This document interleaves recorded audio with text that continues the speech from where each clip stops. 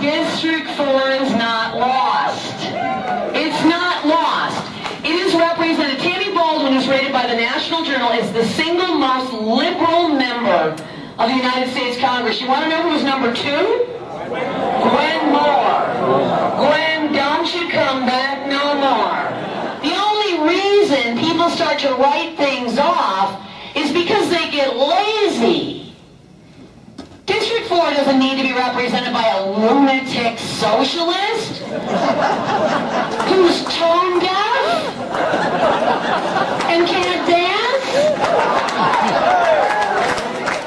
How about instead, look at these, how about a businessman? How about a guy who signs the front of a paycheck? How about a man who believes in voter integrity? How about a guy who's willing to lay it all out in a knockdown, drag-out, bloody knuckle battle for better representation in Milwaukee? How about Dan Sebring?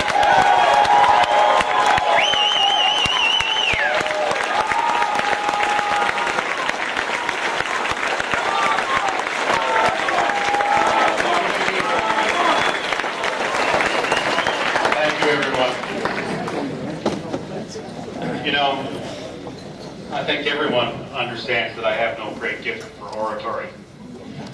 Public speaking used to terrify me. Now it only makes me really, really nervous. The first time I appeared before a group of more than a few people, it was all I could do just to say my name. Some of you were there.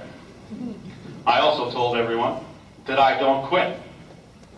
I think it's evident that I wasn't telling tales out of school. Anyone who knows me will tell you that throwing in the towel when the going gets tough just is not in my genetic makeup.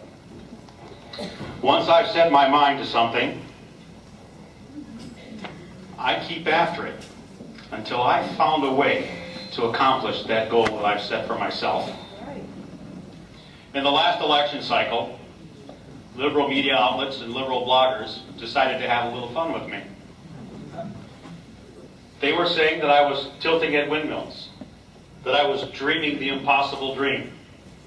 My friends, making the impossible possible is what America is all about.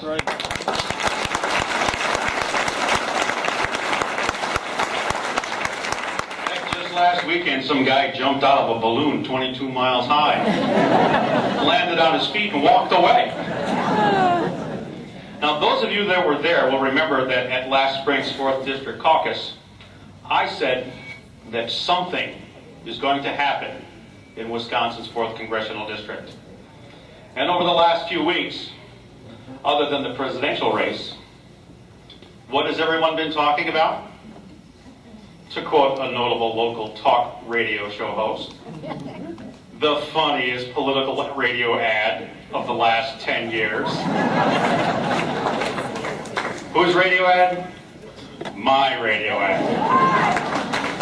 Thousands of people from all 50 states have Googled and listened to my radio ad. The Democrat Party of Wisconsin trotted out their water boy, Graham Zielinski, to immediately fall back to their last line of defense, the race card. Why? Because Gwen Moore can't defend herself, and they can't defend Gwen Moore, or refute my statement that she's the most absent member of Congress from the state of Wisconsin. Because Gwen Moore is the most absent member of Congress from the state of Wisconsin. She's missed more votes in 7.5 years than Tom Petri has in 33.5 years. Ladies and gentlemen, something is going to happen in Wisconsin's 4th Congressional District this fall. I'm going to unseat Gwen Moore and take back the Democrats for more than 60 years. I'm going to vote to repeal Obamacare. I'm going to vote to pass a balanced budget amendment. I'm going to vote to protect the sanctity of innocent life. I'm going to vote to roll back the regulations that are killing jobs and killing the economy. Many of you already know that while I was in the Navy, I served on the Chief of Naval Operations Intelligence Staff at the Pentagon during the Reagan administration. What you don't know is when there was something that absolutely, positively had to get done, and everyone said it was impossible, they called on me. Why? Because I'm a guy that gets things done. A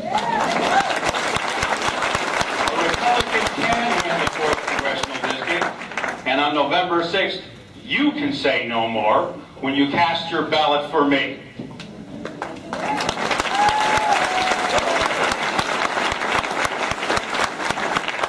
How many people here really love that radio ad? How many people here would like to hear it more often? I'm going to need your help with that. You can go to dansebring.com and make a contribution online. My staff is here with me today, and we'll take a check tonight. Some of you have already written a check, and for that, I thank you. My name is Dan Sebring, and I want to be your voice in Washington, D.C. Thank you very much.